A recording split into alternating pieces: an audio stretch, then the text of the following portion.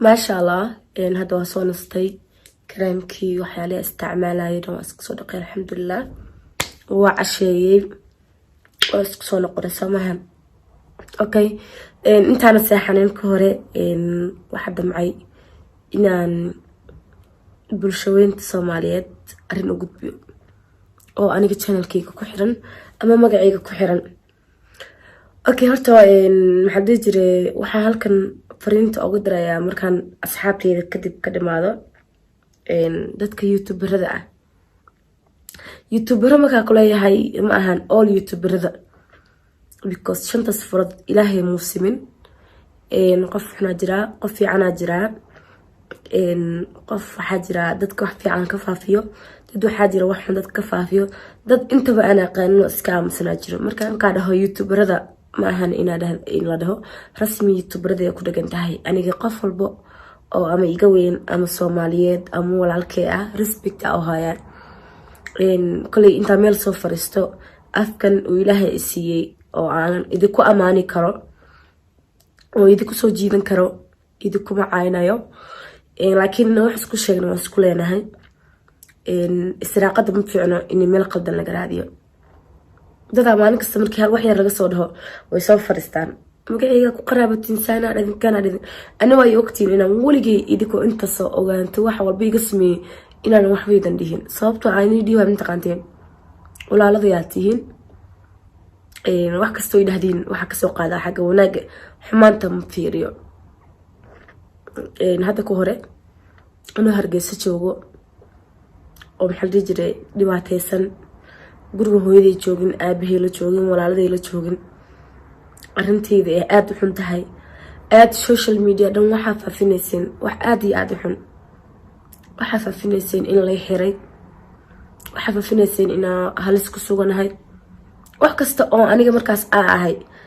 oo maxaa jiray jirta hataa waxa wanaagsan waxa wanaag in laga fiiriyo xumaanta ma fiicna mugtahay because hooya leeyahay aaba leeyahay walaala leeyahay waxa youtube ku wareejinaysiin oo beenta ah haday arkaan runimo maleenaya insha Allah Hargeyso dad aad iyo aad u sharaf badan oo u qalb fiican ayaa aniga soo sugootay markaan tagaynay soo dhaweeyay oo ay kamid tahay walaashay Muno Maysoon iyo familkeeda dhamaan oo aan kala reebeenin iyo intii reer Hargeysa ahayd oo habeen ka dambeeyay cashada ii sameynay isoo sagootinay fanaaniintii dhamaantood dadka hal uma soo qaadi karo laakiin intii sharafta lahayd oo madaxa ay saaratay dad yar ma ahaan soo dhamaan reer Hargeysa madaxa ay saaran yihiin marka waxa halkan ku keenay arintaas waxay ahayd waaga imaanay idku saaid waxyaalo xun u wareejinay waxba idama dhihin idima soo horfarisan ani YouTube wala habeen maalinta soo fariisto fiiso idinku raadsan karaa oo erey qof ani magacayga qofka soo qaado inta dhab soo siiyo waan ila soo murmi karaa waa soo tagnaan karaa laakiin sharafta waa iimaanka barkiisa hunguriga ma galaayo ina qof caaytama ama qof wax qalad soo galay ina annaka daba qaldamo hungurigayga ma ahan okay hadda waxaan soo fariisiyaa wuxuu yahay oo aan dhahay asxaabta ogeysi laba bari la soo dhaafay dadka dhamaan ama in xumaan ha isoo wacda ama wanaag ha la isoo waco ama in ku faraxda ama in ka naxda ha ahaato wali soo wada wacay rasmi hambalyo waxa maqalnay inaad ku laabatay wiilkad kala tagteen dadka saas isoo wacayna aniga ma soo maqlin familkay kama maqlin waxay ka maqleen kaliya youtuber qaar oo fiyuski intii arimihii hore damay haddana rabaan inay dib u soo celiyaan oo arintii la soo cusboonaysiiyo ayaa keenay arintaas soo dadkii si akula qanciya garan waayay maktam youtube-kayga community-giisa ku soo qoraal kale intii aragtay because xilligaas aydeed kama gaarin inaan soo duubo video because saida busy oo ahaa dukaankii alaab waxa ku mashquulsanaa dadkii way kasii dareen familkayga soo wacaya family leeyahay nolol leeyahay mustaqbal leeyahay ma fahanteen kulli qof ay jecelahay ma fahanteen dad ay ku tushanayo soo ina suuq iga xirxirtan horta number 1 waa ka xumaay xagga suuq xirka hadii la dhaho number 2 wax qalad inaa faafisiin aniga diyaar uma yihi rasmi ahaan. waxaana diyaar ugu ahayn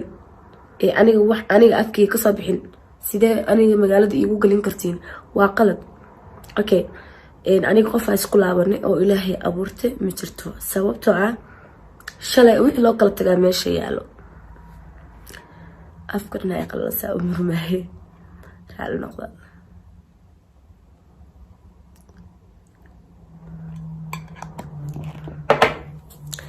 waxaana meesha ka maqneen shalay xumaantii loo kala tagay, because shalay waa dad wada joogaa lahaa,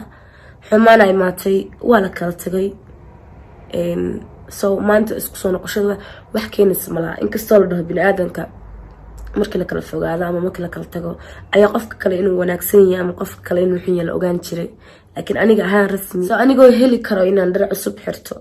anigoo nolol cusub samaysan karo, maxaa dib iisii celinaya? waa qalad. soo noloshaada mar haddaa qaldantid mar labaadka waxay ku noqonaysaa waaye arag ee lama noqdo doqon. mar waxaa la dhahay mar idage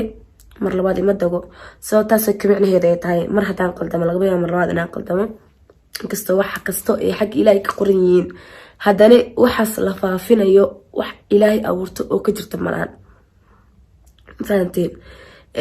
ani haddaa rabo inaan views idinku raadsado xilliga aad bilowdeen hargeysa kasoo baxaya youtubeleyda qaarkood all maaha, youtubeka dhan maahan, dadka dhan maahan. ilaa hadda videoyasa maalinba hal idinka sameynaya youtubeka ma maqnaadeenba. youtubeka waxaa uga maqnaa buuqaas iyo stresskaas iyo waxaas iyo inaan ka nasto. insha allah waxaa jeclaa inaan kusoo laabto anigoo horumarkeyga waxayga wax walba ii dhamaadeen alxamdulilah. haddana wax kastoo nolosheyda ku saabsanaa iyo wax kastoo nolosheyda ka horumarin lahaa waa samaystay. ilaahay ha ii barakeeyo. wax kasta xag ilaahay ka qoran yihiin, koley noloshaas iska marka aan wax kale idima dhahaye. waxaa idin leeyahay waxay tahay aan kala xishoono, anigoo arki karo nolol cusub, anigoo arkaayo inaan horumar cusub samaysto, lagama yaabo inaan dib u laabto. wax kasta xag alla ayagay ka qoran yihiin, haddana aniga niyadeyda kuma jirto, kumana tala jiri inaan dib u laabto, lagamana yaabo inaan dib u laabto. marka waxa aad faafinaysiin waa fake news. joojiya inta oo runta u malaynaysay waxaas waa been, wax ka jira malahan.